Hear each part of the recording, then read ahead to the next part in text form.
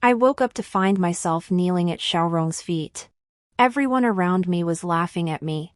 In my previous life, I had tried to stop Xiaorong from getting engaged by throwing myself at the stone lion statue at his front door.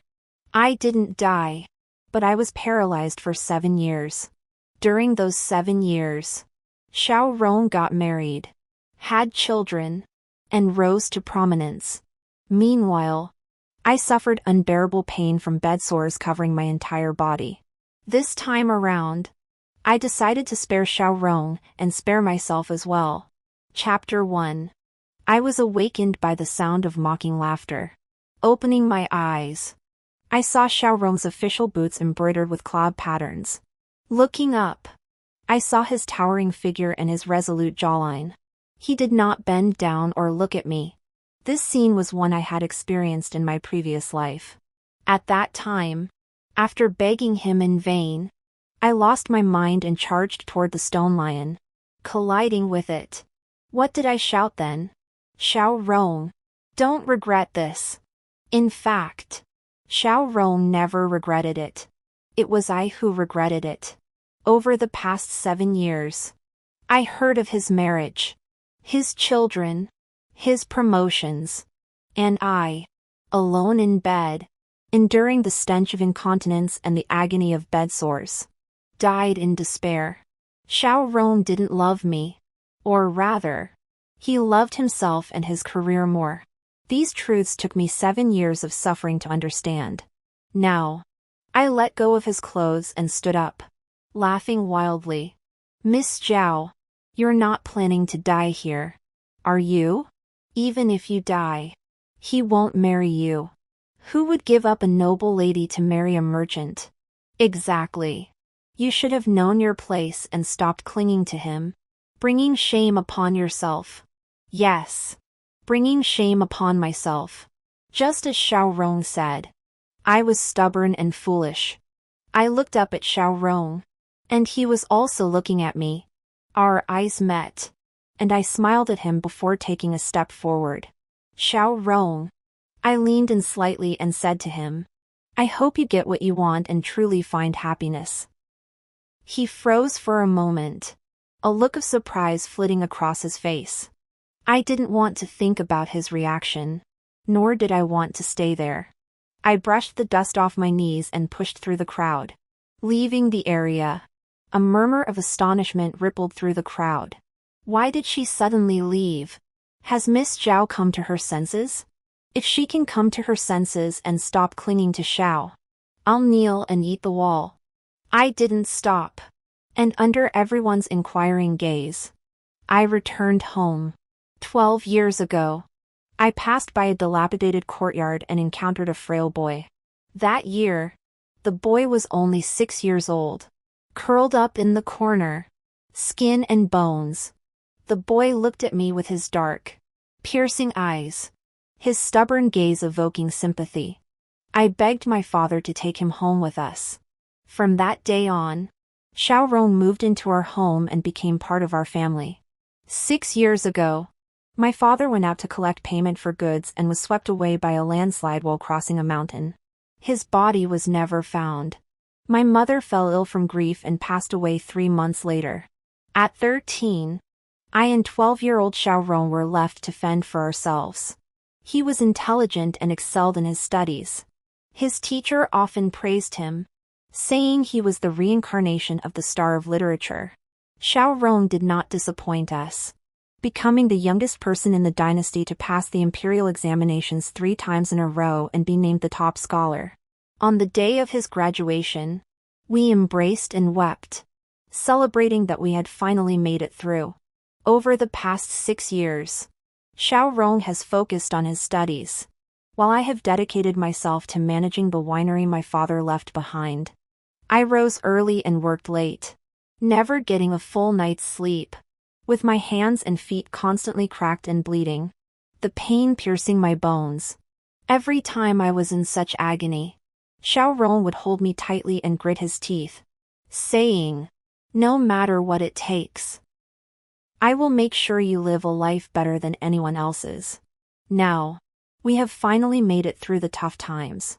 Amidst the neighbors' congratulations, someone asked Xiaorong, "Are you and Zhao Dongjia getting married this year?" My face flushed, and I eagerly waited for Xiaorong's response. He didn't show the enthusiasm I had expected, but instead replied indifferently, "I've just entered the officialdom, there's no rush." I thought he was truly as he said, overwhelmed by the demands of officialdom and unable to focus on anything else. But then I heard that the Prime Minister had betrothed his daughter to him, and Xiaorong had agreed without hesitation. The marriage of a talented man and a beautiful woman became the talk of the capital. I couldn't believe it. As if struck by lightning. That night, he didn't come back.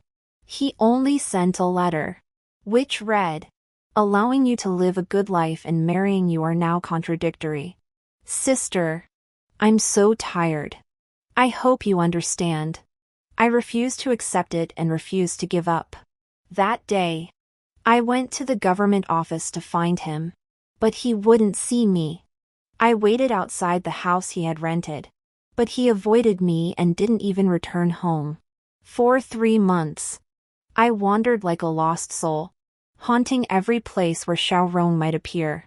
I became the laughingstock of the entire city. People spread ugly rumors about me, but I didn't care. I just wanted an answer. One day, Xiaorong finally agreed to see me. He stood there, holding an umbrella, his face expressionless. "I thought you were the only one who understood me in this world. Sister, the path to success is so difficult. I need someone to help me achieve my ambitions." I couldn't believe my ears. "What about me?" He lowered his eyelids, standing in the fine rain, his voice distant as if separated by 1,000 mountains. "I'm tired of being poor and suffering. I want to be someone important. I want to trample those who bullied me under my feet." He raised his eyebrows. "Sister, don't stop me." He turned around, his back cold and lonely. I collapsed to the ground, almost hoarse from screaming. We had been together every day since we were 7. From the age of 13, we relied on each other for survival, becoming the only reason the other continued to live. I never thought we would part ways. So on the day he got engaged, I threw myself at the stone lion outside his new mansion. I did it, but he didn't regret it, while I lived every day in pain and regret. Fortunately, heaven took pity on me and gave me another chance. This time, I decided to let him go, to let him soar high and become the master of his own destiny. After months of being distraught, day and night, I had lost all semblance of humanity. I boiled water, bathed, and changed into clean clothes. I cooked a meal for myself, all dishes I loved. As I was enjoying my meal, footsteps echoed in the courtyard, and Xiaorong appeared at the door. We locked eyes, both surprised. "Back for something?" I asked him. "Nothing." Xiaorong sat down at the table and waited for a moment. Seeing that I didn't invite him to eat, he got his own bowl and chopsticks. I continued eating on my own. Cough, cough. Xiaorong coughed, hurriedly pouring tea to rinse his mouth. "Why is it so spicy? When did you start eating spicy food?" I smirked. "I've always liked spicy food. I just didn't add chili because you don't eat it." Xiaorong paused in drinking his tea, raised his eyelids, and looked at me quietly. "Sister, I'm afraid something will happen to you. I hope you're okay." I took a sip of soup and smiled casually at him. "I'm doing fine. You're worrying too much." Xiaorong wanted to smile, but the smile didn't spread across his face, and he looked embarrassed and disappointed. I put the bowls and chopsticks away and went to the kitchen to wash the dishes. Xiaorong stood outside the kitchen and spoke in a low voice. "Sister, forget about me. I believe you'll do well on your own." If this were another life, I would have made him think about the past 3,000 days we spent together, the little moments we shared, and not leave me alone to face this cold world. Besides him, I have no family left. But 7 years of paralysis have eroded all my illusions. Now, I just want to live freely. No one matters to me anymore. All right. I smiled at him indifferently. I wish you success and fulfillment of your dreams. Xiaorong tugged at the corner of his mouth, looking both stunned and struggling. After packing up and coming out, Xiaorong had already left, leaving behind a silver note for 3,000 taels on the table. Just like in my previous life, he had sent me enough silver to ensure I would never go hungry or cold. I had survived for 7 years on those 3,000 taels. In this life, I would still accept the 3,000 taels. He said it was to repay me for raising him, so I wouldn't hesitate to accept it. Let's call it even between us. After a comfortable night's sleep, I went to the winery the next day. I appeared before everyone looking refreshed and energetic, surprising everyone. Zhao Dongjia didn't stop Xiaorong from getting married. She looks just like she used to, and even more cheerful. She must be fine now. Who was it 2 days ago who swore that Zhao Dongjia would come to her senses and even kneel to eat a wall plaster? The 3 months I spent chasing Xiaorong and causing a stir came to an end quietly after I let go. I spent my days shuttling between the winery and home. My father's winemaking skills were passed down through the Zhao family. But he left too suddenly, and I never learned his techniques. Later, I studied the Zhao family winemaking methods he left behind and managed to master one type of wine. Over the years, I hadn't focused on it, instead devoting myself to taking care of Xiaorong and helping him fulfill his lifelong dream of passing the imperial exams. Now that I no longer cared about him, I took out the Zhao family winemaking techniques again and studied it carefully. I hoped that before I died, I could revive the once world-renowned Zhao family wine from the Luo River. Busy days passed quickly, and before I knew it, spring turned to autumn. The Zhao family winery launched its new product, bamboo leaf green. I set up a long tasting table on the street and invited people of all ages from the entire city to come and sample it. The bamboo leaf green had a delicate aroma and a sweet, refreshing taste, appealing to people of all ages. As a result, it quickly gained popularity, and we were overjoyed yet busy as bees, working non-stop.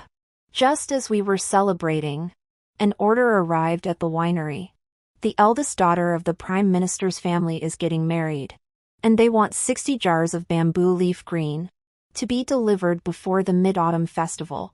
The eldest daughter of the Prime Minister's family is getting married, that means Xiaorong is getting married. In my previous life, he seemed to have gotten married before the Mid-Autumn Festival, and at the time, I thought he would come to tell me. But in reality, he never came. Under everyone's worried glances, I said casually, "Don't worry. We will definitely deliver the wine on time." Before the Mid-Autumn Festival, I personally led the men to deliver the 60 jars of wine. A servant led us through the side gate. When it came time to collect payment, a dignified and beautiful woman, surrounded by maidservants, approached us. "Are you Zhao Lanyu?" the woman asked me. Yes. I nodded to her. "Zhao Lanyu of Zhao's wine house." The woman looked at me quietly for a moment, then suddenly ordered the old woman, "Give her an extra 500 taels." After giving the order, she glanced at me again, then swept her sleeves and left. The maids of the Kai mansion turned to look at me, giggling and teasing me with looks of contempt on their faces. "She's just a village woman. She's not even worth half a finger of a lady." Ha ha. Master. What did she mean? Juzi clenched his fists, his teeth grinding. What's she so proud of? She just had better luck in her previous life. I folded the 500 taels of silver she had given me and let everyone out. She had better luck in her previous life. That's her talent. We can't help but feel resentful. Juzi wiped away tears in anger. I burst into laughter. amused by the sight of this towering man, nearly 8 feet tall and muscular, crying as if tears were free. After leaving, I donated the 500 taels to the Xian Hall. The wedding of Xiaorong and Kai Yuanyang was a grand affair, with a wedding carriage adorned in red and a procession stretching for miles. I didn't attend the ceremony because I was busy with the renovation of the new winery. The store had doubled in size, and there was even more work to do. Qingwan was worried I might be upset, so she stayed by my side all day. I'm fine. Don't just stand there. Get back to work. Qingwan cried angrily. Xiaorong is so cruel, changing his mind so easily. How could he forget that you endured the cold and took apart your own cotton coat to make him a thicker one?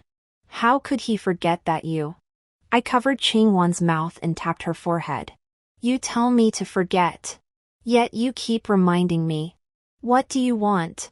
Qingwan murmured, unable to speak. After working for several days, I was too tired to move and rested under the pomegranate tree in front of the house. This tree had grown from a seed that Xiaorong had accidentally dropped 7 years ago. 7 years had passed, yet the tree still only bloomed and never bore fruit. I dozed off, then suddenly woke up.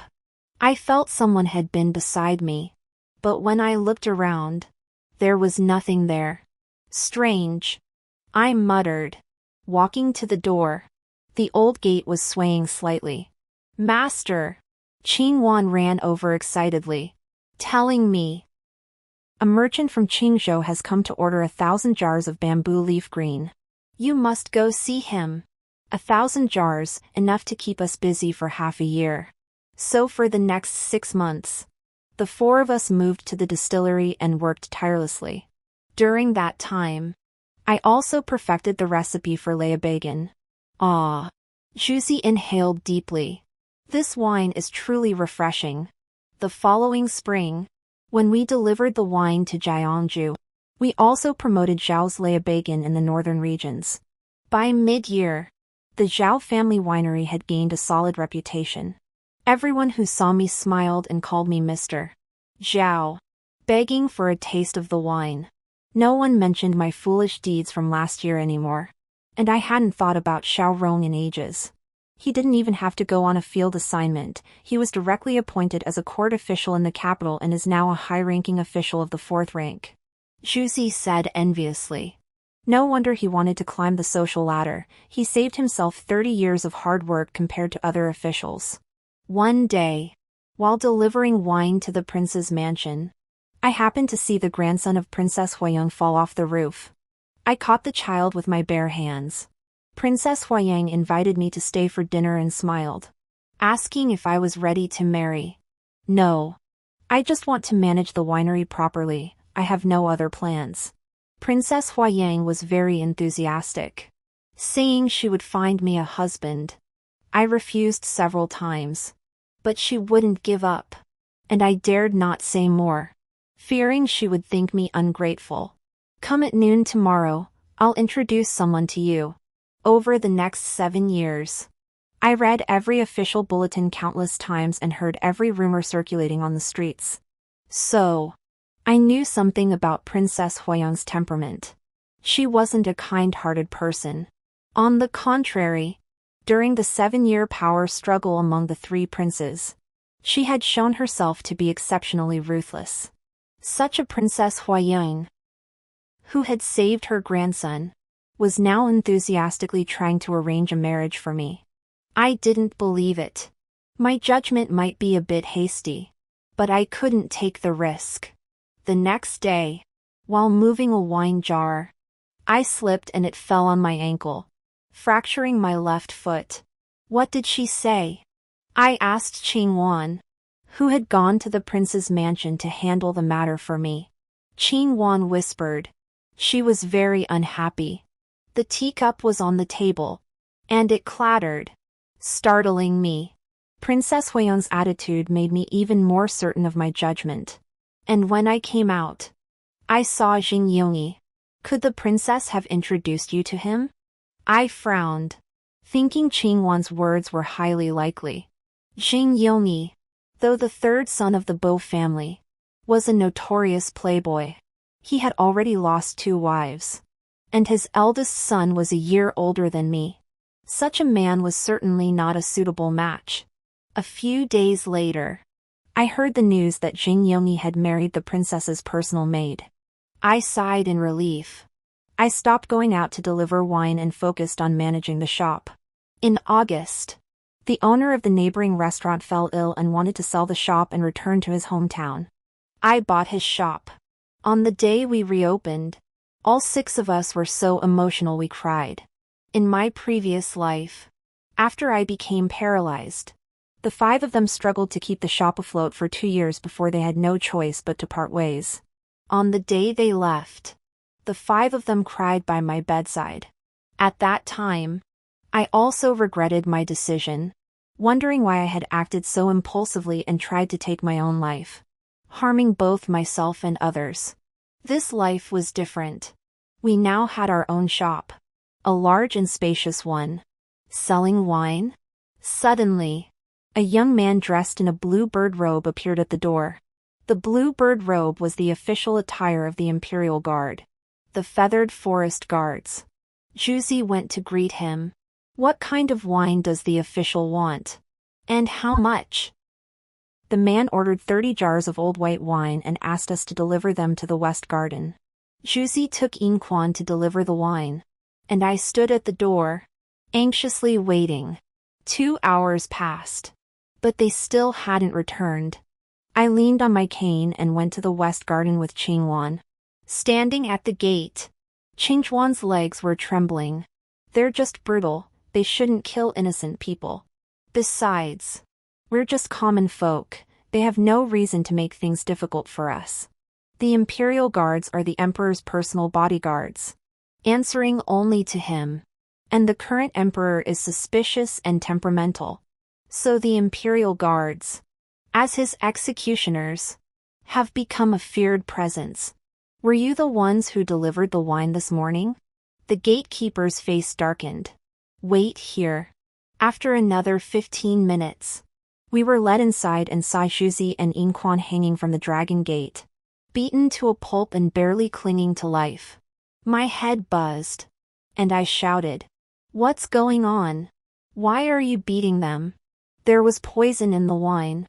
The man who had ordered the wine earlier stood before me with his hands behind his back. Are you the owner?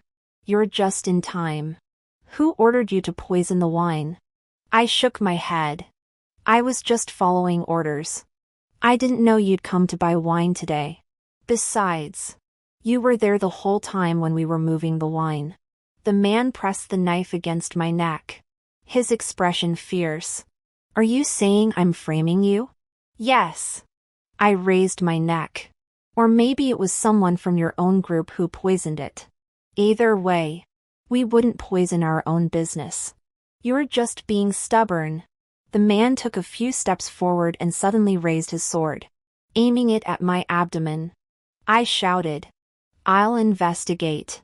I had just been given a second chance at life. I didn't want to die. I wanted to live. I'll investigate. I looked at him seriously. I'll give you an explanation and clear my name. The man sneered disdainfully. You investigate? Who do you think you are? Just then, I saw a man in a crimson official robe walking past the distant corridor. He wore a crimson official robe with a blue crane emblem on his chest. In the Western Garden, the only one who could wear a crimson official robe was Song Baichuan, the commander of the Imperial Guard. Lord Song. I steeled myself and shouted at Song Baichuan. Please. Lord Song. Uphold justice. Song Baichuan was well known throughout the capital, rumored to be a cold-hearted executioner who killed without batting an eye. Calling him to uphold justice was even riskier. But I had no other choice. I had to prove my innocence and take Juzi and Inquan away. Song Baichuan stopped in his tracks and looked over at me. What are you shouting about? The man holding the sword roared, then turned back to Song Baichuan and explained. Sir, the wine they brought was poisoned. That's not true. I blurted out. We're just common folk trying to make a living. Even if you gave us 100 lives, we wouldn't dare poison your wine. There must be a misunderstanding. Please investigate. Sir. Song Baichuan strode over. When he came closer and I saw his features clearly, I couldn't help but marvel at how such a man with such exquisite features could exist in this world. Xiao Rong was already very handsome, but Song Baichuan's features were far superior to his. My mind wavered slightly, but I gathered my thoughts and waited for him to speak. My heart was pounding with fear. Doing, did you do this? Song Baichuan nodded toward the dragon gate. Doing nodded. Song Baichuan didn't ask any more questions. His voice was deep, neither high nor low, and he exuded an intimidating aura without raising his voice. How do you plan to prove your innocence? He suddenly asked me. I breathed a sigh of relief, realizing that he was willing to help. I looked up at Doing and asked him, what kind of poison did you use? Did it kill anyone? He kept talking about poison, but he never explained what kind of poison it was. Laxatives. Doing explained to Song Baichuan. 7 brothers drank it at 7 p.m. and they all vomited and had diarrhea. I continued.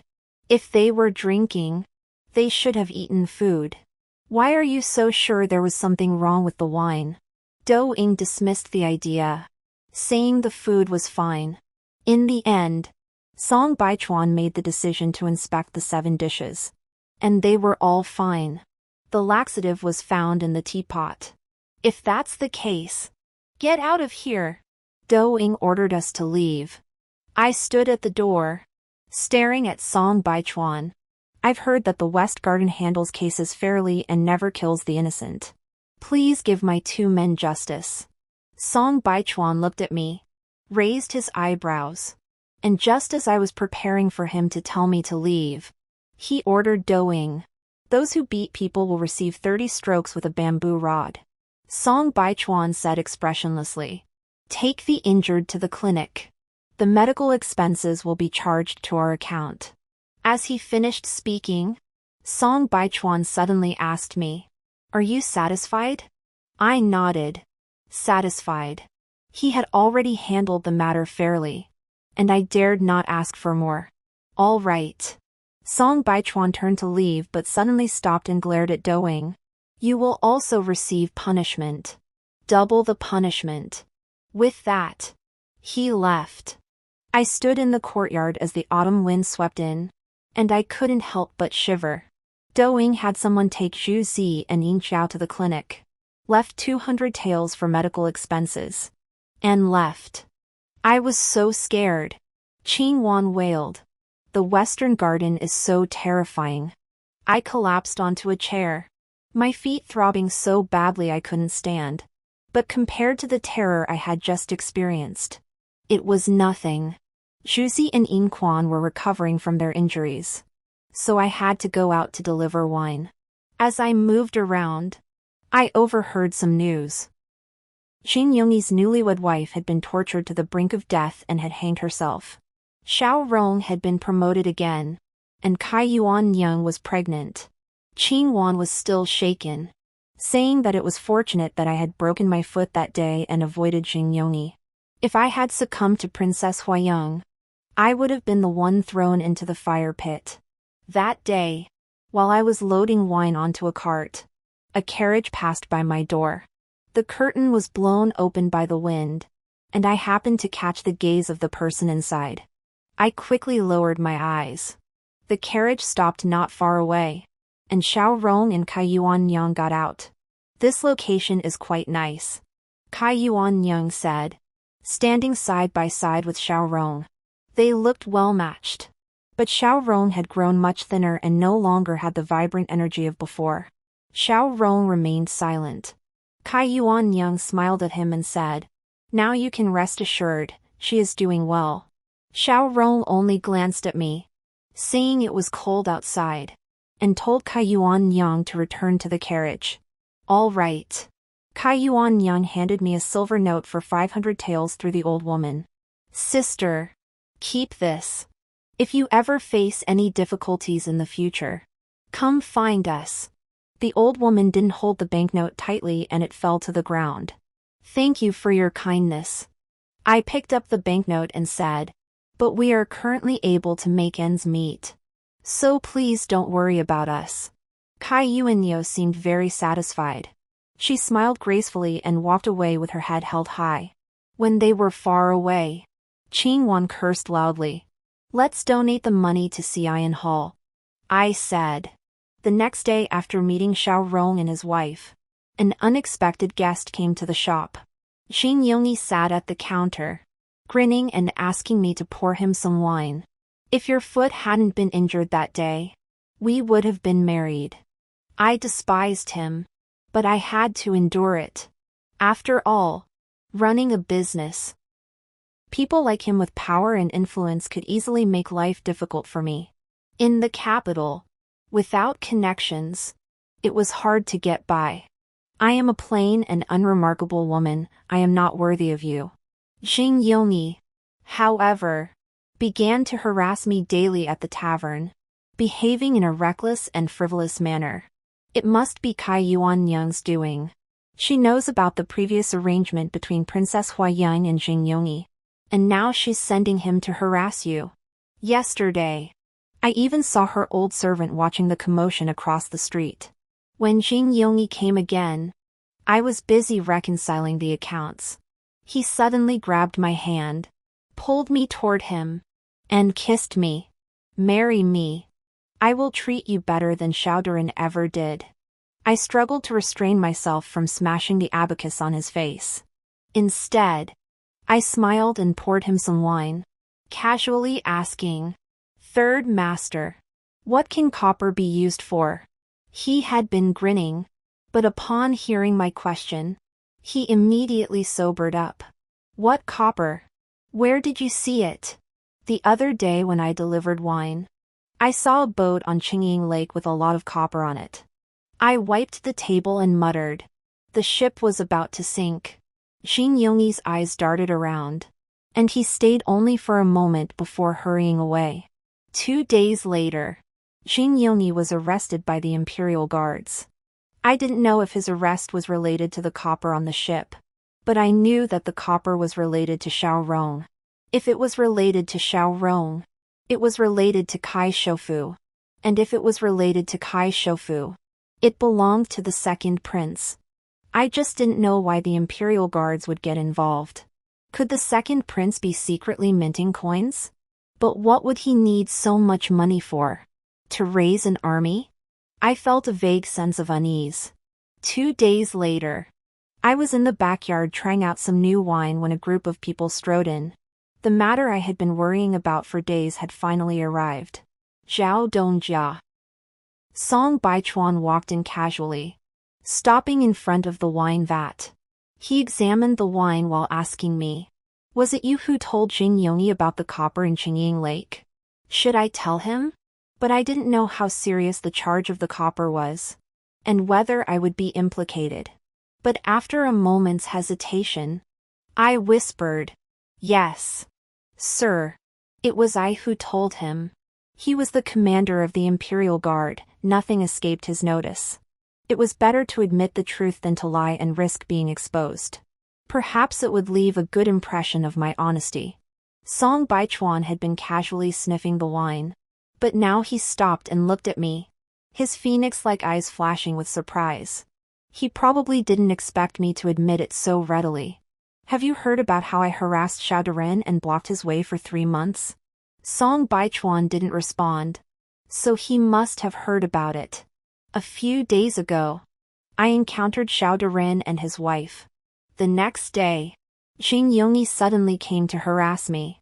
I told him everything, starting from Princess Huayang. Though I am just a commoner, I also want to live and protect myself. Tell him that the copper on the ship was actually meant to give him something to do so he wouldn't bother me.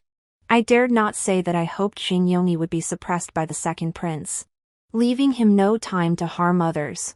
Or perhaps I also hoped that Xiao Rong and his wife would learn a lesson from this. As for the rest, I know nothing. Song Baichuan seemed deep in thought and remained silent. I dared not look at him, keeping my head bowed in submission, waiting for his judgment. Song Baichuan believed my words and had me follow him to the Western Garden to sign and seal my testimony. It's all settled.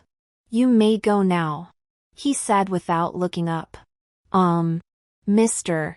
Song, I asked cautiously. When will Xing Yongyi be released? Song Baichuan looked at me with a hint of surprise. Are you worried about him? I waved my hands. I'm afraid he'll seek revenge, so I want to prepare in advance. Song Baichuan curved his lips slightly and said casually, if you're afraid he'll seek revenge, why did you dare to set a trap for him? I muttered something, but he didn't hear me clearly and ordered me to repeat it. Actually, I didn't expect the Western Garden to get involved. If I had known, I definitely wouldn't have done it. I felt a bit ashamed. It's just that I'm inexperienced and acted rashly. He leaned back in his chair, his long fingers slightly curved, tapping the table lightly twice. My heart skipped a beat. Someone who dares to use others as tools to achieve their goals, I didn't see that in you. Where's the lack of experience? His tone carried a hint of mockery. My scalp prickled, and I quickly changed the subject. Do you like drinking, sir? Old Bygone or bamboo leaf green? If neither, we have other options. I couldn't see my own expression, but I knew I must look fawning.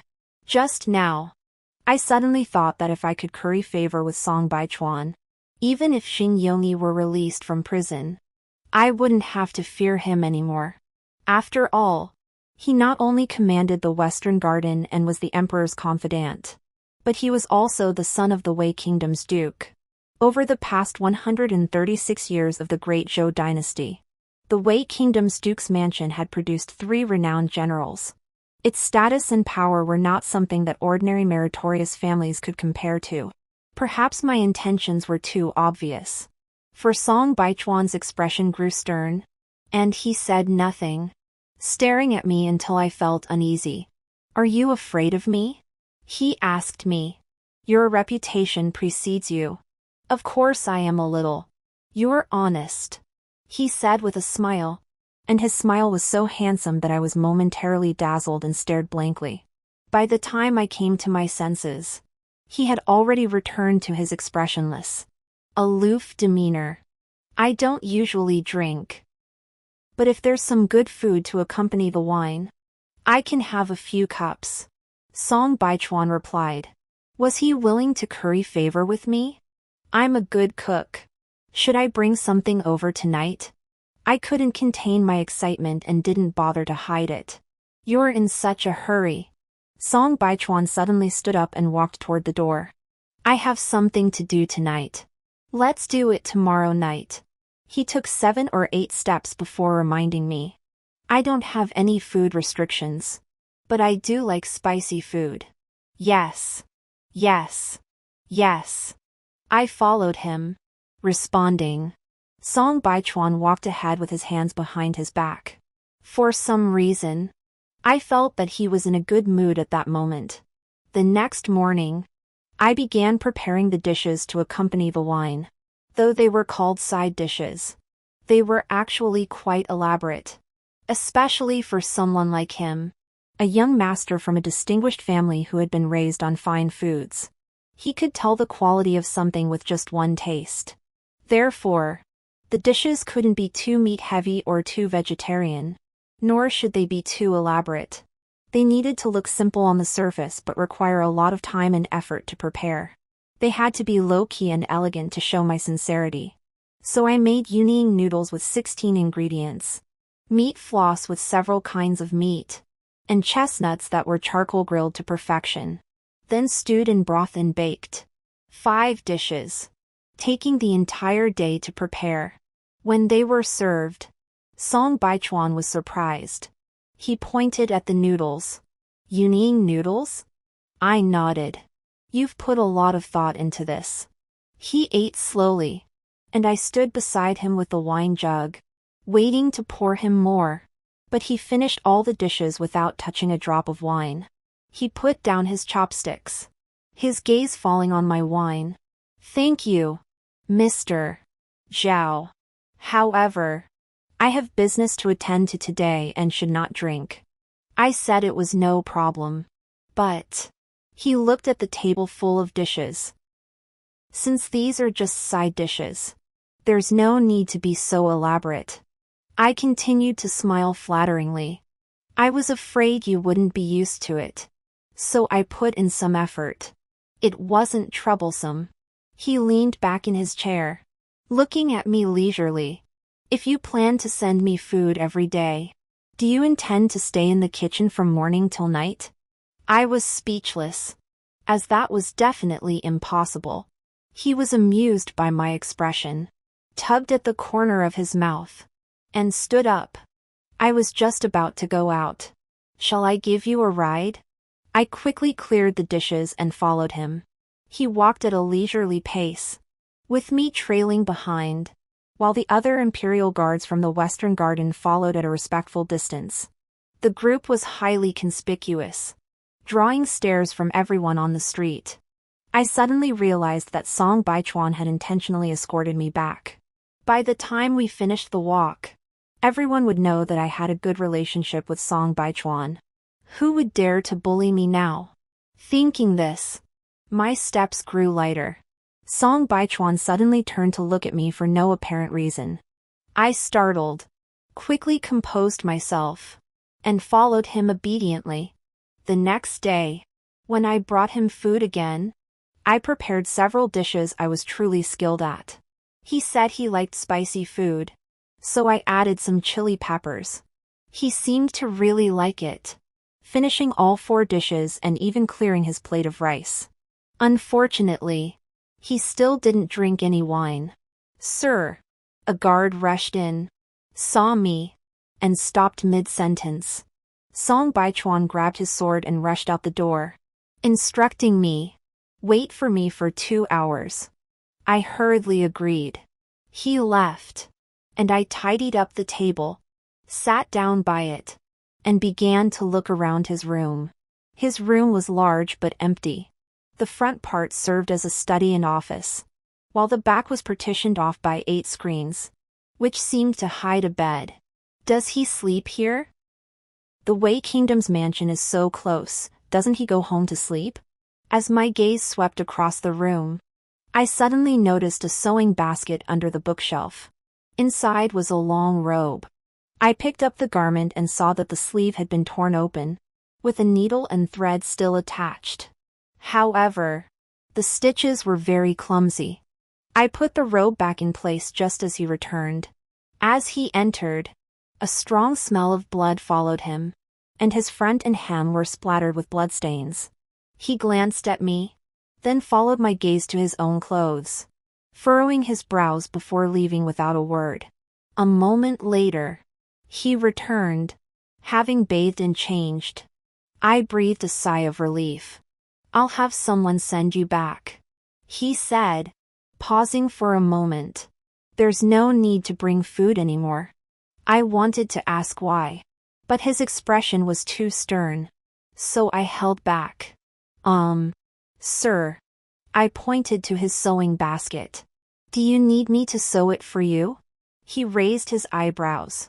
"Aren't you afraid?" "No. It's just blood." I dared to say. "Sir, you can also let me wash the clothes you stained." His expression seemed a bit awkward. I wondered if I had been too forward earlier and was about to explain, but he suddenly handed me the sewing basket. "Thank you for your trouble." "It's no trouble at all. It's my honor to serve you, sir." I sat across from him and focused on sewing his clothes. I had no other skills, so I cherished every task he assigned me. As long as I was useful, he would look upon me with favor. Thus, my support became even more secure. The room was quiet, but outside it grew noisy. His subordinates would occasionally peek in, then push and shove each other, laughing as they ran off. I also heard 2 people crouching by the window, whispering to each other. Does the master like Zhao Dong's family? I don't think so. The master is heartless and indifferent. How could he like someone else? You never know. Haven't you heard of one thing conquers another? The two whispered to each other. I pretended not to hear. But the room was so quiet that I heard every word clearly. But Song Baichuan showed no reaction. So I didn't say anything either. I didn't care what others were saying. After all, as an unmarried woman, coming to flatter Song Baichuan every day, it was only natural for them to speculate. But none of that mattered. In life, one shouldn't ask for too much. As long as one gets what one desires, that's enough. As for what one loses because of it, there's no need to be too demanding. I still brought Song Baichuan his dinner. But he hadn't been around for several days. And when I asked around, no one knew where he had gone or when he would return. 2 more days passed. And the first snow of the year fell in Yunjing. The 5 of us gathered around the stove to keep warm. And Juzi returned after delivering the goods. He squatted by the stove and excitedly said, Master, Song Baichuan is in such a terrible state. What do you mean? Was he injured? I just went to the Marquis's mansion in Liuzhou to deliver wine and heard 2 old women talking about the Duke of Wei's mansion. Although the Duke of Wei's mansion was a wealthy and prestigious family, it was very chaotic inside. The old duke had married 3 wives. And Song Baichuan was the eldest son. But his mother died after giving birth to him. The old duke mourned his first wife for 27 days before remarrying. His new wife gave birth to 2 sons. But she also passed away 5 years later. Half a year after that, the old duke married his 3rd wife. How many children does the old duke have in total? Qingwan asked. 6 sons and 7 daughters. Juzi exclaimed. There are also several concubines in the household. Listening to Juzi talk about the Wei Kingdom's mansion, I suddenly understood why Song Baichuan lived in the Western Garden instead of returning home. Why he mended his own clothes when they were torn. And why, despite being the eldest son, he wasn't the crown prince. To prevent him from becoming the crown prince, the duke's wife resorted to underhanded tactics. When he was around 11 or 12, she sent maids into his room, and later spread rumors that he was too young to behave properly and lacked moral character. Song Baichuan's success today is entirely due to his own efforts. Sigh. I said, peeling a chestnut. Everyone has their own hardships. Until the end of the year, I didn't see Song Baichuan, nor did I see Jing Yongyi. I heard he was still locked up in the Western Garden, and his family couldn't do anything about it. I had a vague feeling that Song Baichuan didn't want to let him out. After all, Jing Yongyi was highly likely to seek revenge on me. However, perhaps I was overthinking it. Our relationship wasn't that close. By the end of the year, I had opened wineries in Baoding, Dengzhou, and Kaifeng. Of the 17 wines listed in the Zhao family's wine recipe book, I had already mastered 13. The once-renowned Zhao family wine had once again returned to the tables of wine connoisseurs. I'm heading to Dengzhou tomorrow. I bid farewell to everyone and set off for Dengzhou the next day. The coachman told me that several princes in the imperial court were engaged in fierce power struggles recently, and it was rumored that the 2nd prince had been assassinated. I was startled. At this stage in my previous life, the situation shouldn't have been this intense yet. Should it? Even when the 2nd prince emerged victorious, it didn't feel like a bloodbath. Perhaps it was because I was an outsider and knew too little. The shop in Dengzhou wasn't large, but business was brisk. The 2 cartloads of wine I brought arrived just in time to fulfill the outstanding orders. That evening, while discussing future plans with the shopkeeper and the clerks, we suddenly heard a loud bang. Startled, we rushed out into the courtyard to find someone throwing bricks and torches into the yard. The bricks shattered the wine jars, and the flames rose half a person high as soon as the fire hit the ground. Who's there? I grabbed the iron fork by the door and charged out. In the alley, Several people were holding torches and lurking around. Seeing that I was a woman, they didn't seem afraid and grinned at me as they approached. We were 6 against 3 and beat them up.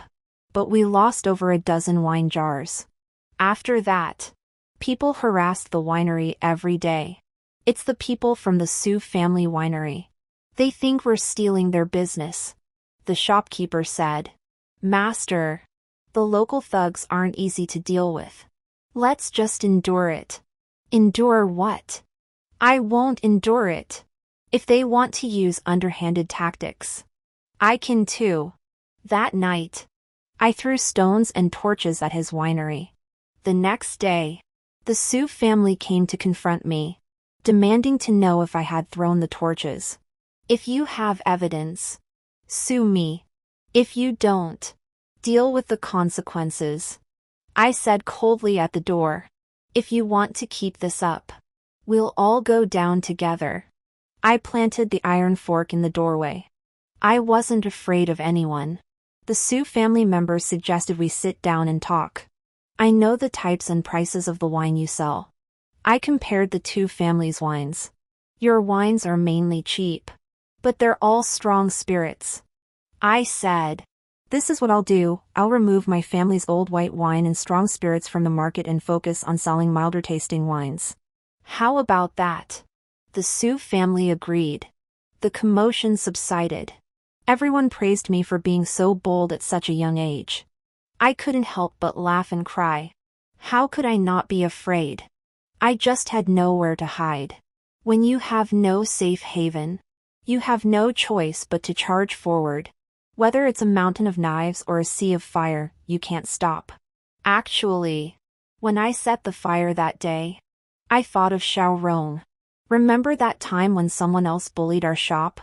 Xiaorong soaked himself in chicken blood in the middle of the night, wielding a knife at the door of that family's house, scaring them all out in a panic. After that, that family never dared to cause trouble again. I still remember what Xiaorong told me, don't be afraid. From now on, leave such matters to me. Now that he's gone, I realize I can handle things just fine on my own. That night, we had a meal together. Everyone had had a few drinks. After sending off the shopkeeper and the clerks, I was about to close the shop when someone suddenly blocked the door. I froze, then looked up and saw his face. I was stunned. Song Baichuan? Song Baichuan was injured. And badly. He had a knife wound in his abdomen and an arrow wound in his back. He wouldn't let me call a doctor. I'll show you how to remove the arrow. Don't be afraid. All right. I asked him, do you want a bowl of wine? It won't hurt as much. No. Just do it. I followed his instructions to remove the arrow, and he didn't utter a sound throughout the process. But I was so scared I was drenched in cold sweat. After removing the arrow, Song Baichuan said, I'll rest for a while. Wake me when it's dawn. Then fell into a deep sleep. He started running a fever in the middle of the night. So I wiped his body with hot wine and stayed by his side all night. The next day. Sir, you're awake. Have some porridge. Song Baichuan drank a bowl of porridge and looked much better. I wanted to ask him why he was injured, but then I thought it wasn't my place to ask. The matters he was handling weren't something I should know about. How did you know I was here? I wrung out a damp cloth and wiped his face. Yesterday, I heard that the female owner of a wine shop had a fight with someone. Song Baichuan spoke casually, but his eyes sparkled with a smile. I thought to myself, such a feisty woman must be you. I couldn't help but laugh and cry at the same time. Now I've got a reputation that makes people afraid of me. That's good. He chuckled. Song Baichuan asked me to buy him some clean clothes. You're covered in the smell of alcohol. He came out looking a bit uncomfortable. You had a fever in the second half of the night, so I used some rice wine to wipe your body. I explained, afraid he might think I was being disrespectful. I didn't look closely. After saying that, I regretted speaking too quickly. The explanation only made things more awkward. Sure enough. Song Baichuan paused for a moment, then shook his head with a smile. Zhao Dongjia is no ordinary woman, it was I who overthought things. He left quickly. I waited 2 days but didn't see him return. So I packed my things and headed back to the capital. To my surprise, I encountered him halfway there. He was riding a horse. His posture straight and composed, and no one could tell that he was still recovering from severe injuries. What a coincidence. Sir. I was delighted to see him. Indeed. He nodded slightly. Would you like to rest in the carriage? I lifted the curtain. You can ride the horse, I know how to ride. Song Baichuan's brothers heard this and exchanged knowing glances. But I pretended not to notice. Get lost! Song Baichuan turned around and shouted at them. His brothers shouted. Sir! You were walking too slowly just now. You nearly killed us with worry. We really need to hurry now. I was a bit surprised. Song Baichuan got into the carriage, and I hurriedly asked about his injuries. He handed me some medicine, and his face finally showed signs of fatigue.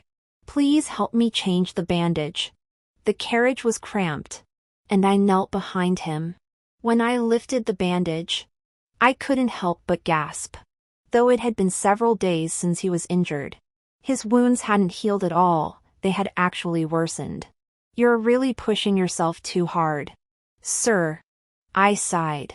Life is short, and no matter how great your ambitions are, you need your health to live it. Song Baichuan remained silent. No matter what you do, you should always love yourself first. Only by loving yourself can you love others. These were lessons I had learned the hard way after 7 years of suffering. He still didn't speak, and I thought he was angry. I called out, Sir? And leaned forward to look at him from the front. But our eyes met, and we both froze. My face quickly grew hot. Just moments ago, I had been proud of myself for living 2 lifetimes and acting more cautiously. But now I had fallen back into my old ways, acting impulsively without thinking. He looked at me and smiled. Zhao Dongjia. I heard your advice. I felt embarrassed and forced a smile, then turned away from him to continue applying the medicine. That evening, Song Baichuan didn't meet up with his brothers but stayed at the inn with me. The innkeeper smiled and said, The young master and the lady arrived just in time. There's still one heavenly room left. I'll open it for the 2 of you. No. Open 2 rooms. I hurriedly explained. The heavenly room is for the young master. Though I didn't look at Song Baichuan, I felt he was smiling. He didn't explain either. Just leaned casually against the counter, lost in thought. I glanced at him, and he happened to look over, actually laughing out loud. Don't laugh. I glared at him, and he suppressed his laughter, turning away. The clerk's eyes darted around, and he smiled. No problem. No problem. There are 2 more Tianzi-numbered rooms. I'll open them for the 2 of you right away. You 2 are from out of town. It's still early, so you can go into the city to see the Lantern Festival. Our Lantern Festival won't be dismantled until after the 1st month of the lunar calendar. No need. Before I could finish, Song Baichuan said, Thank you. We'll go after we eat. I looked at him in surprise. He raised his eyebrows. The Lantern Festival here is very famous, and there are also many local wines to taste. I suddenly felt excited. But after we arrived at the Lantern Festival, we found there were no wine stalls. Song Baichuan casually explained. Oh, they've probably been taken down. I had no words. Want to release river lanterns? Song Baichuan asked me. I shook my head. Never mind. Just wandering around is fine. But in the end, I went with him to release the lanterns. I didn't know what he had written on his lantern, but I casually wrote, May Song Baichuan be safe and healthy. And may all his wishes come true. You have to be thorough when trying to curry favor with someone. What did you write? He asked me. I quickly copied it down and pushed the lantern forward. He chuckled and said something I didn't catch. The next morning, I got up early, borrowed the kitchen, and made him a medicinal porridge. It wasn't that I was particularly thoughtful or considerate, it was mainly because it was rare for us to spend time together. And I needed to make the most of the opportunity to curry favor with him. Sir, are you awake? He responded with a grunt. I pushed open the door, placed the porridge on the table, and noticed a river lantern. I gasped. But before I could ask, he had already placed the lantern in his luggage. That lantern? I asked him. He sat down expressionlessly and said coldly, You must leave today. I need to hurry back to the capital. I dared not ask again. Oh, take care of yourself. But that lantern, it looked so familiar. After returning to the capital, the weather gradually warmed up. A few days later, Kai Yuan Yang gave birth. On the day the child was a month old, the Xiao mansion held a banquet. Kai Yuan Yang sent me an invitation, but I pretended not to see it, not wanting to go and make a fool of myself. I heard that the Xiao mansion was crowded with guests, and the courtyard was as bustling as a marketplace. I couldn't help but recall the 6 months after my parents passed away. Our home and the winery were in disarray. We had no money and no one to rely on, often going hungry. We would often sneak into the graveyard to steal offerings from others. We were often chased and even beaten. Xiao Rong shielded me with his body, letting their feet land on him. Xiao Rong, you must have gotten what you wanted. You must be very happy now. What are you talking about? Song Baichuan had appeared at the counter without me noticing. I startled, then smiled. Sir, do you have time today? Have you had dinner yet? He shook his head. Then shall we eat here? I asked him. All right. He found a chair and sat down, looking at me. Will you cook? I grabbed my purse, untied my apron, and said, I'll cook. I'll go buy the ingredients. Please sit down and wait for me. He agreed. I took a few steps, then ran back. Sir, how about braised beef for dinner tonight?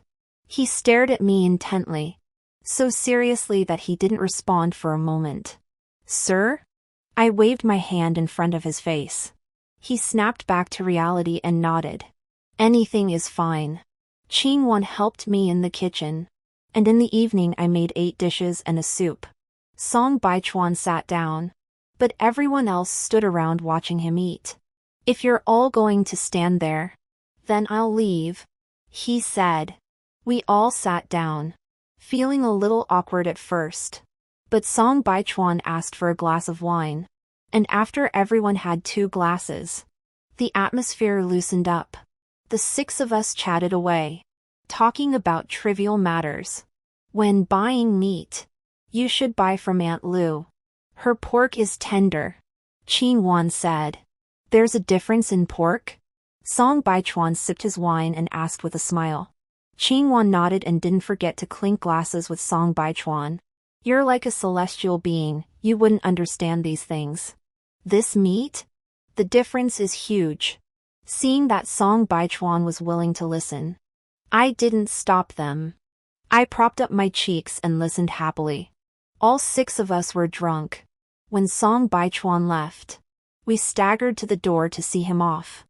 I don't remember what I said, but one scene is crystal clear. I was holding onto Song Baichuan's hand tightly. It seemed like we had reached an emotional part, and I even cried. Because when we woke up the next morning, all 6 of our eyes were swollen. What did I say last night? I pressed a cold compress to my eyes, my mind a blank. I know. Zhuzi swallowed his tea. Master. You said that, mister. Song had it so hard. That without a mother. He had no home. You even told him to let you know if he ever wanted to eat anything. And to come here to eat. Ah. I remember now. Qing Wan added. You also said that from now on we're all family. No need to distinguish between us. Yin Xiao gave me a thumbs up. Master. Your skill in flattering people is getting more refined by the day. I collapsed into the chair, feeling so embarrassed I wanted to die. How could Song Baichuan be pitiful? The one who's truly pitiful is me. I guess all our efforts will be in vain. I sighed. Our patron must be furious. Over the next half-month, my suspicions were confirmed. Song Baichuan didn't come to the shop. And when I went to the West Garden, I couldn't find him either. It seemed like he was avoiding me. I couldn't keep going after him. So I could only hope that he'd gotten drunk that day and didn't remember anything. Or maybe he didn't want to bother with a fool like me. What a waste of 2 lifetimes. I sighed. Before I knew it, summer arrived. And that day, a major incident occurred. At the Imperial banquet, the Emperor ate some watermelon and suddenly vomited, collapsing straight to the ground. Soon after, word spread that the Emperor was on his deathbed. Is the world about to change? My heart skipped a beat. In my previous life, the 3 princes had fought for 7 years until I died. And the second prince was finally named heir. Has it happened earlier this time? I couldn't remember anything different. Though I had been reborn, my existence had no impact on the greater scheme of things. Why was it different this time? No matter how much I speculated, no one told me the answer. And I couldn't find out either.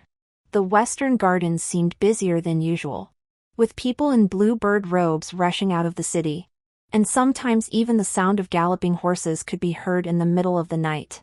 But I hadn't seen Song Baichuan once. The noble families who used to come every few days to order wine had all gone silent this month. Everything seemed to have come to a standstill, like the moment before an avalanche. I told everyone to leave the capital and find places to take refuge. I bought enough rice and flour for myself and stayed at the winery. That night, I was too hot to sleep. While cooling off in the courtyard, I suddenly heard the clanging of swords in the distance. I jumped to my feet, climbed over the wall, and looked north. In the distance, I saw flickering flames. The light grew brighter, and thick smoke billowed into the sky. The avalanche had arrived. Unlike in my previous life, I had no idea which prince would emerge victorious. I wondered what Song Baichuan would do without the emperor. Would he choose to follow a prince? And would he be able to maintain his power? Anxious, I paced back and forth in the courtyard. The next day, I dared not open the door, listening through it to the sounds of battle on the street. The night was long, and the day was unbearable. Whether there was light or not made no difference to me, for I could see nothing. 2 days passed in this manner. That night was unusually oppressively hot. As the hour of the dog approached, a chaotic clatter of footsteps echoed from the street outside my door. I pressed my ear against the door and heard voices. All the troops of the Imperial Guard are at the West Gate. At the East Gate, only Song Baichuan is reliable. The prince said to launch a full-scale attack on the East Gate at midnight. Do you think the 3rd prince is really dead? He must be dead, the man said, pausing for a moment. Once the 2nd prince ascends the throne, we'll go drink and feast. Didn't Minister Xiao say that everyone would be rewarded with 100 taels of silver? I froze. The battle between the 3 princes had ended, and now the victors were attacking the palace. But Song Baichuan was guarding the East Gate alone? He couldn't hold it. I had to do something. I turned to look at the piles of burning knives stacked in the warehouse. Burning knives are highly flammable and ignite upon contact with fire. I took 500 small jars, filled them with burning knives, and tied 2 jars together with sturdy hemp rope. I loaded the jars onto a cart and sealed it tightly. I pressed myself against the wall to listen to the commotion outside. After some time, the chaos erupted again, followed by someone shouting, "Everyone listen up! The third prince is conscripting you all. You must report to the street within 15 minutes. Anyone who disobeys will be executed without mercy." The third prince? So he wasn't dead. But he had no men left to use. So he had to start conscripting civilians as human shields to help him fight the second prince. We couldn't go out. Once we stepped onto the street, we'd become cannon fodder. Human shields, none of us would survive. They were a group of stragglers, with few men left. And they couldn't hold much ground. They were probably just controlling this area. I opened the door and glanced out onto the street, where I encountered a neighbor across the way. I went over to them and told their entire family, "Don't go out onto the street. Once the fighting starts, we'll all be used as shields. Bring out the wine from my shop and prepare fire starters to hold in your hands." We quickly notified everyone we could through the alleys. Everyone took the wine and stood at their own doorways. They're few in number, and the second prince's men are likely to discover them. So, we just need to delay them until those who come to kill them arrive. I didn't care who won, I only cared about surviving. I wanted to live. The person shouting had gone through half the street once. And sure enough, they returned. Now we could clearly see that there were only 14 of them from start to finish. But they were all armed with knives. Their clothes torn and stained with blood. They were a group of desperate fools making their last desperate stand. I clenched the 2 jars of wine in my hands, signaled to the people beside me, and made hand signals to those across from us. Almost simultaneously, everyone standing at the door of the house threw the wine they were holding at the group. This was unexpected for them, and they all froze for a moment. In that instant, others rushed out from the houses with torches they had prepared and threw them onto the wine. The flames erupted. "Smash!" I shouted, and everyone threw all the wine at them. Some hit the people, some hit the horses, and some landed on the ground. The flames instantly engulfed them. Horses neighed and people screamed. The scene was chaotic, and we were so scared that we ran back into the house and locked the door. After a moment, we heard more footsteps outside. I knew that the second prince's men had arrived. I let out a long breath and collapsed onto the ground. The neighbors wiped away their tears as well. "Thank goodness, Mr. Zhao came up with this plan. Otherwise, we would have been used as shields." An old woman cried. The 2 sides were locked in battle, caring only about victory or defeat, heedless of the lives of the civilians caught in the middle. The commotion outside had subsided, and I hurried back to the shop. There was still wine at home, and I needed to continue dividing it up for emergencies. As I pushed open the door, I saw a dark figure in the courtyard. I froze and called out, "Sir? Zhao Lanyu." Song Baichuan hurried over, looked me up and down, then said indifferently, "As long as you're safe." I was very worried. It's so chaotic outside. How did you manage to get out of the palace? There were people from the second prince everywhere. Song Baichuan must have faced great danger on his way here. "It's fine.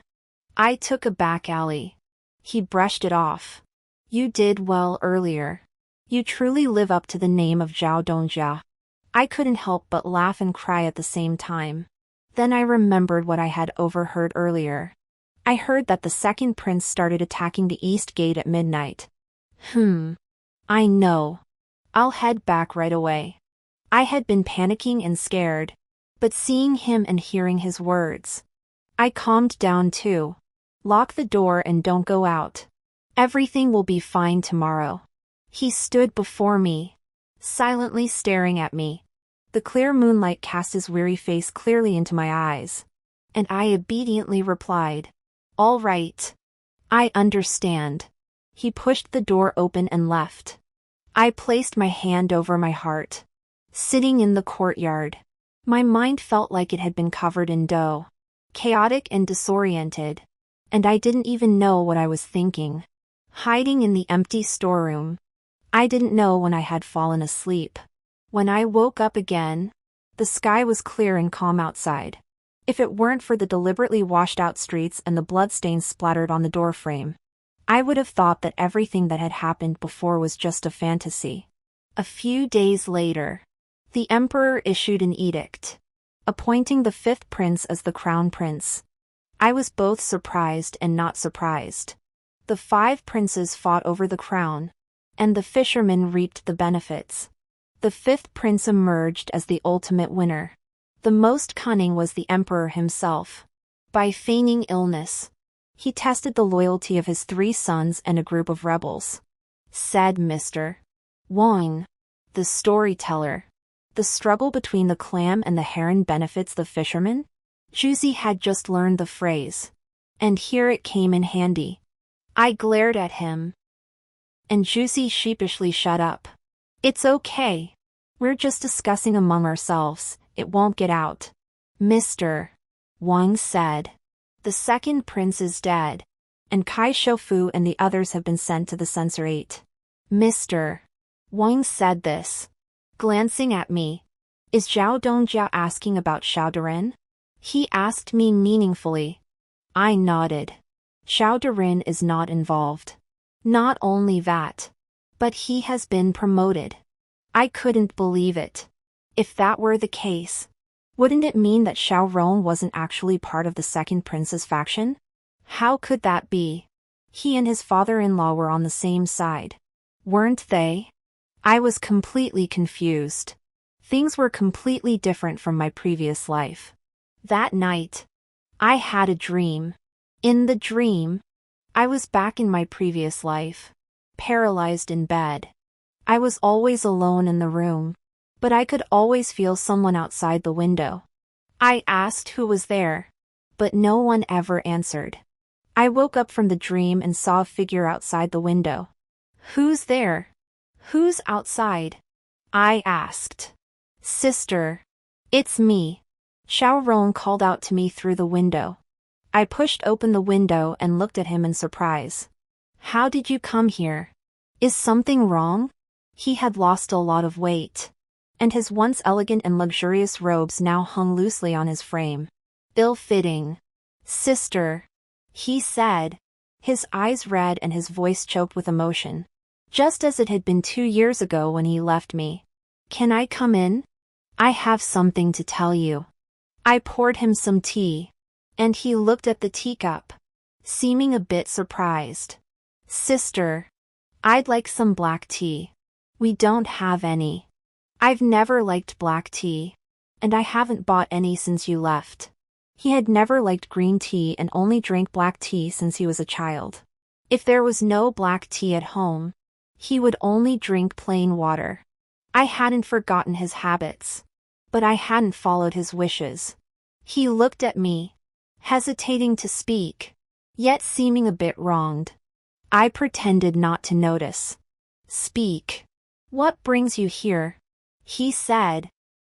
Kai Dashi and my father were close classmates. That year, their mentor had only one recommendation spot for the imperial exams. Kai Dashi killed my father to take that spot. He thought he did it without anyone noticing, but I saw it. As he spoke, his hands clenched the teacup, trembling slightly. I came to the capital to find him and take revenge. After finishing, he looked at me. Sister, I never abandoned you, nor did I ever want to marry anyone else. You are the only person I care about in this world. But revenge is my obsession. I must make him die, and die at the hands of someone he trusts most. Sister, can I move back? He looked at me, his face pleading. My heart was torn apart, and tears streamed down my face. Without thinking, I slapped him across the face. When he said he was going to marry someone else, I never thought of hitting him, I only wanted to hurt myself. But now, I wanted to hit him until he was dead. You can tell me, I cried.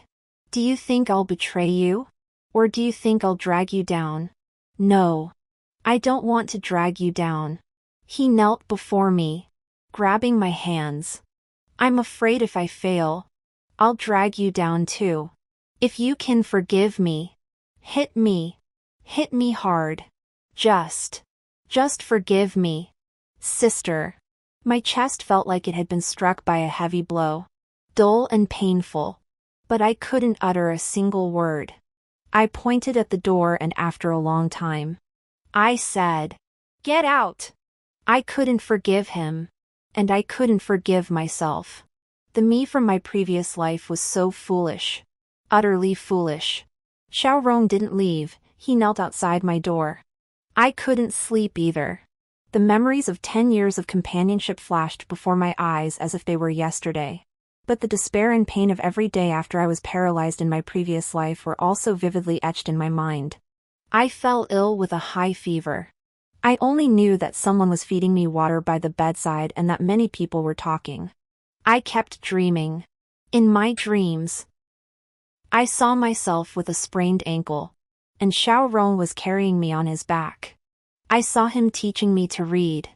I saw him taking a scorching hot steamed bun from his chest and presenting it to me as if it were a treasure. I woke up from my dream to find Xiaorong sitting by my bedside. His lips were cracked, and his eyes were bloodshot, looking like a walking corpse. "Sister," he called out hoarsely, tears falling from his eyes. "It doesn't matter if you don't forgive me, as long as you're alive and safe." He knelt by my bedside, holding my hand. I was wrong. If I could do it all over again, I would tell you everything. No matter what happens, I will face it all with you. Sister, don't die. Please. I stroked his head like I did when we were children. Sister, I won't die. And I don't hate you anymore. Arong. Let go of the past and live a good life. I pinched his cheeks. We'll both live well in our own lives. He buried his face in my palm, crying uncontrollably. All right. He choked out. I'll listen to you. Sister. I'll listen to you. Xiaorong left the room. There was someone outside, and he said to him, "From now on, I'm entrusting my sister to you. Please take good care of her." The man didn't say anything. I looked at the door, and Song Baichuan walked in, holding a bowl. He came over and spoke in the same calm tone. "Do you want some water?" "Yes." I bit my lip. "You shouldn't have to do this. Let Qingwan do it." He didn't say anything, just helped me up to drink the water, then placed a pillow behind me and blew on the hot porridge slowly. "Is it too hot?" he asked me. I shook my head. "Then eat more. You need to eat to have strength." I obediently finished the porridge. He took the bowl out, then came back a moment later with a basin of warm water, wrung out a hot towel, and wiped my face and hands before laying me back down. "Sleep a little longer?" he asked. I said yes, closing my eyes. I noticed he hadn't left but was sitting quietly by the bed. Curious about what he was doing, I quietly opened my eyes to look at him. To my surprise, he was reading a medical book. "Are you going to study medicine, sir?" I asked him. "The doctor said your body is weak, so I asked him for a book on medicinal diets," he said, flipping through the pages casually. Then looking up at me, "Don't you want to sleep?" My heart was pounding, and I had no desire to sleep. "Then I'll sleep for a while. You go ahead, sir. I'll do as I please, just like I'm at home." He flipped another page and suddenly asked me, "We're out of oil and salt. Do you have any left?" I nodded. "In the fourth cabinet in the kitchen." "Got it. I'll go look for it after I finish washing the clothes." "Sir? Nothing. I'm going to sleep." Song Baichuan put down the book, suddenly bent down close to me, and looked at me with a smile in his eyes. "The pomegranate tree in your yard has borne fruit. It's growing well. My heart pounded. He was so serious. Yet he said such a thing. I couldn't help but laugh. Then couldn't help but feel happy. You'll have something delicious to eat. I laughed. I've always been lucky. He suddenly took my hand but didn't look at me, instead holding the book with one hand and staring at it. But after a long time, he hadn't turned a single page. Song Baichuan, the side story. I have no memories of my mother. From the moment I was born, I lived in the back courtyard with my wet nurse. The back courtyard was where the servants lived. They dared not disobey the current mistress. So no one dared to associate with me. I didn't care, because my wet nurse said that as long as I had enough ability, I could trample those who looked down on me under my feet. She also said that they were all ants, not worth my fear. I found this reasonable, so I cared even less. Everything would pass. Indeed, everything did pass.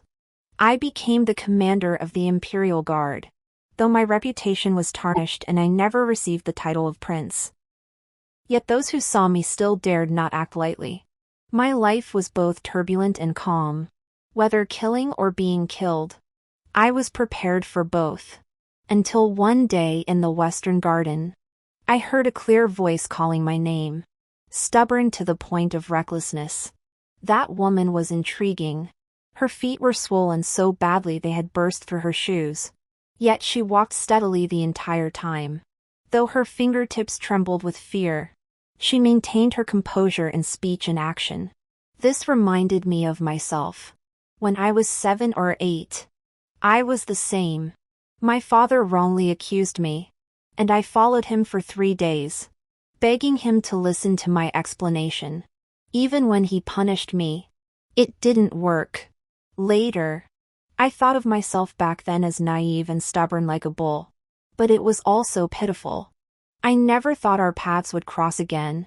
But she actually had the guts to set a trap for Xianxia. That ship's copper belonged to the second prince. I had known it all along and was waiting to make my move. I never expected to catch Xianxia instead. When I confronted her, I thought she would deny it. But she was clever and admitted it readily, even explaining the reason. Out of respect for her honesty and since it wasn't a major matter, I didn't press the issue. But then she dared to openly try to curry favor with me, asking if I liked drinking and offering to bring me food. She was really reckless. How could I eat food from a stranger? But she cooked very well. Much better than the wet nurse. If I wasn't busy, I'd wait for her to come in the evenings. I'd eat while she waited nearby. But we didn't talk. Yet the atmosphere was surprisingly pleasant. She also sewed clothes for me, and her craftsmanship was quite good. I've been wearing them ever since.